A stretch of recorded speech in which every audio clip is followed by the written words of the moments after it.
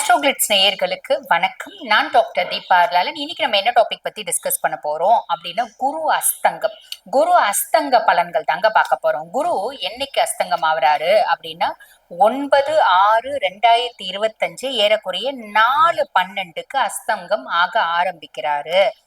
எவ்வளவு நாள் வரைக்கும் அஸ்தங்கத்திலே இருப்பாரு அப்படின்னா 9/7/2025 ஏறக்குறைய பாத்தீங்கன்னா ஒரு மாசம் 30 நாள் குரு அஸ்தங்கத்துல இருப்பார். குரு அஸ்தங்கம் ஆகிறது வேற ஏதாவது ராசிக்கு போய் அஸ்தங்கம் ஆவறாராங்க அப்படின்னா அதெல்லாம் இல்லைங்க. மிதுனத்துல ஜென்ம குருவா உட்கார்ந்துட்டு இருக்காரு இல்லையா, அங்கேதான் பாத்தீங்கன்னா அஸ்தங்கம் ஆகுறாரு. அப்ப இந்த குரு அஸ்தங்கம் என்னென்ன மாதிரி பலன்களை கொடுக்க போகுது வாங்க சட்டுன்னு பாத்துக்கலாம். கன்னி ராசி அன்பர்கள் உங்களுக்கு பாருங்க, குரு பகவான் லார்ட் ஆஃப் 4 and 7, அதாவது சுக தாயாஸ்தானத்துக்கும் அவன் தான் அதிபன், களத்திர ஸ்தானத்துக்கும் அவன் தான் அதிபன். அவன் பாருங்க இப்ப தொழில் குருவா 10ஆம் பாவத்துல உட்கார்ந்துட்டு இருக்கான்.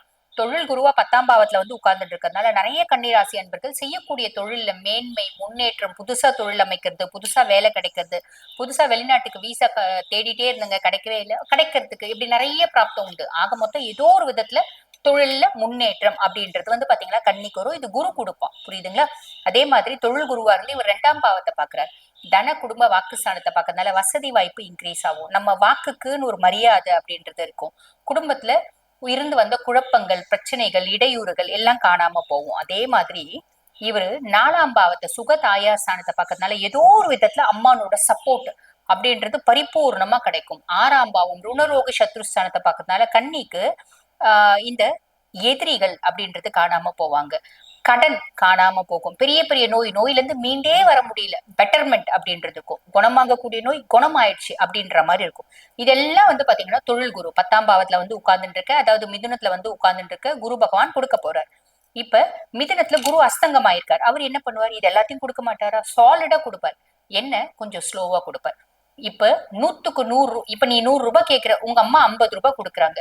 அந்த மாதிரி அந்த கதை தான். இப்ப குரு பாருங்க 100க்கு 100% நிறைய நல்லது செய்யணும் அப்படின்னு உங்க தொழில்ல ஒரு சூப்பர் டூப்பரா கொண்டு போகணும் அப்படின்ற விதி இருந்தாலும் கொஞ்சம் ஸ்லோவா செய்வார் அப்படின்னு சொல்லலாம்.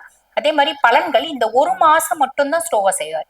மீதி அவர் ஆஸ் யூஷுவல் எப்படி ஃபுல் ஃபிளட்ஜ்டா ஃபாஸ்டா முழுசும் கொடுக்குறாரோ முழுசும் கொடுப்பாரு, கவலைப்பட வேண்டாம்.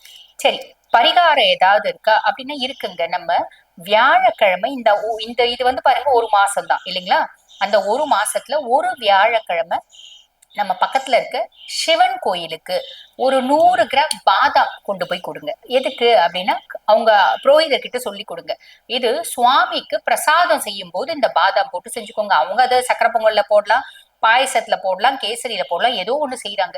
இல்ல அவரே கூட வீட்டுக்கு எடுத்துட்டு போயிடலாம். அதை பத்தி நம்மளுக்கு கவலை இல்லை. நம்ம கோயிலுக்கு ஈசனுக்கு கொடுத்துட்டோம். அது அவர் எடுத்துட்டு போனாலும் அவர் எடுத்துட்டு போட்டோம். நம்ம ஈசனுக்கு தானே கொடுக்குறோம். நம்ம கர்மம் பாத்தீங்கன்னா ஈசனுக்கு கொடுக்கறது மூலியமா தொலையும். ஓகேங்களா? சோ கவலைப்பட வேண்டாம். அவர் எடுத்துட்டு போயிடுவாரே, சுவாமிக்கு ஒண்ணுமே பண்ணலையே அப்படிலாம் நம்ம யோசிக்க வேண்டாம். நம்ம கடவுளுக்கு கொடுத்துட்டோம், கடவுளுக்கு தெரியும் இல்லைங்களா நம்ம கொடுத்துட்டது. So simple. உங்களுக்கான பலன்கள் சாலிடா கிடைக்கும். இந்த ஒரு மாசம் கொஞ்சம் ஸ்லோவா கிடைக்கும். அதுவும் நீங்க இந்த பாதாம் கொடுக்குறீங்க அப்படின்னும் போது பெருசா ஒண்ணுமே நடக்காம போறதுக்கும் வாய்ப்பு இல்லை. அதே மாதிரி பாத்தீங்கன்னா நம்மளுக்கு ஏதாவது காம்ப்ளிகேஷன்ஸ் வர்றதுக்கும் வாய்ப்பு இல்லை. வாழ்த்துக்கள்.